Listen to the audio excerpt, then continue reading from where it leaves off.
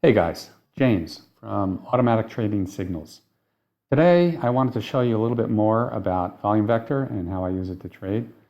I have it on my screen here on the ES. You can see we have a volume vector histogram here that's about to break and divide into two because our downtrend is now reversed nicely, and this histogram will break into two and we'll have two histograms.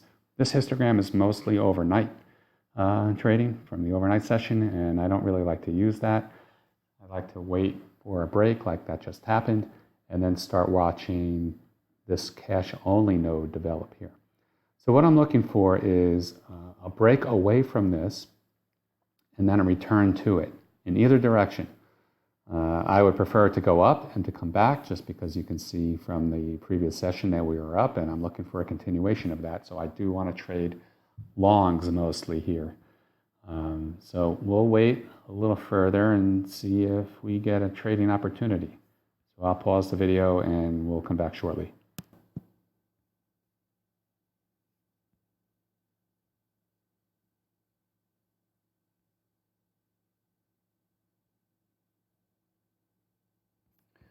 Okay, we're back. Sorry about that. I didn't realize we were back. I had a problem with the recorder there.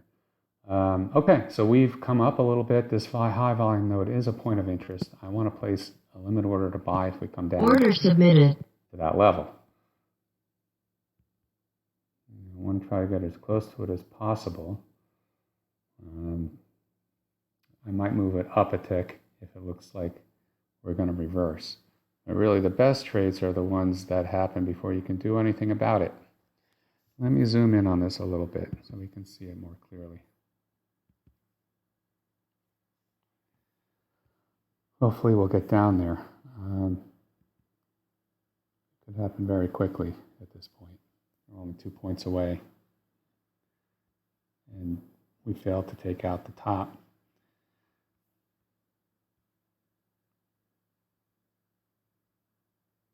Some people ask me, why don't you go short here? It's just not the way I trade. To me, it's not as a deterministic kind of setup. It's more random. I find that these reversals into a high volume node are much more likely to pay off. Again, most of this volume over here on the downtrend, a lot of that was from the overnight session. I don't pay that much attention to it. I know it looks bigger on the screen, but that's all overnight volume, and it's actually lighter volume than this one.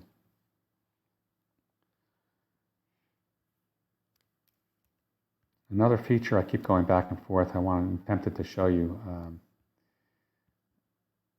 don't want to miss the trade though.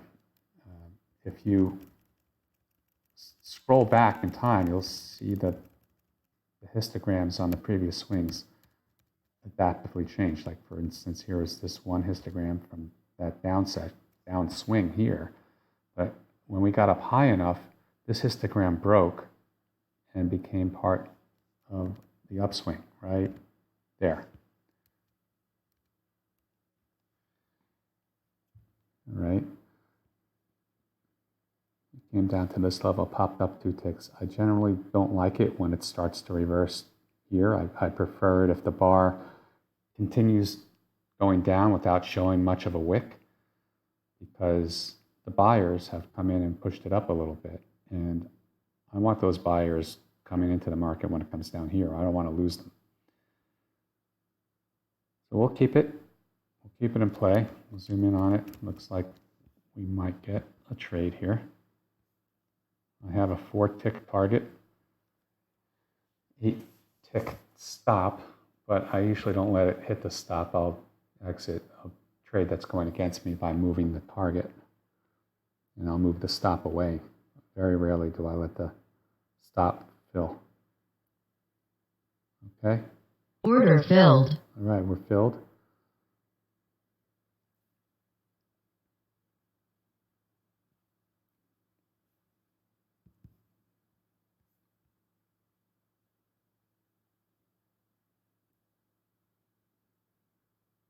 I'm watching these histogram bars. I want to see if there's high volume coming in any place. It would be a sign that there's a real big struggle. I prefer light volume.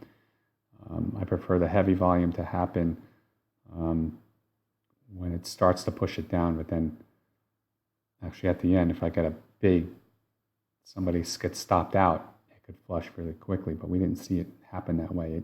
It just kind of drifted into our high level node here. We're isolated here. We're kind of waffling around in here. I'm almost tempted to exit it here, but I will hold it for a little bit longer. The best ones are the ones that just happen very quickly. Yep. You could take profit here up. Looking for 80.75. The asks were there. It's okay. Filled. All right, perfect. This was actually pretty painless and clean trade. So take it as an optimal example. They don't always go that way. Sometimes it'll go against you a little bit, go under here, and you have to kind of move the target, and you could still get profit. I was only looking for 4 ticks here. You can use this to get a lot more than that if you want, but it just depends on the setup. For example, if we had come down a lot sharply and a high volume node developed, and then we bounced off of it and then came down to test it again, I might be looking for a bigger reversal. But there's a lot of ways to use it. I just wanted to show you one example real quick today, and I hope it helps with your understanding of it. That's it. Thanks. Have a good day.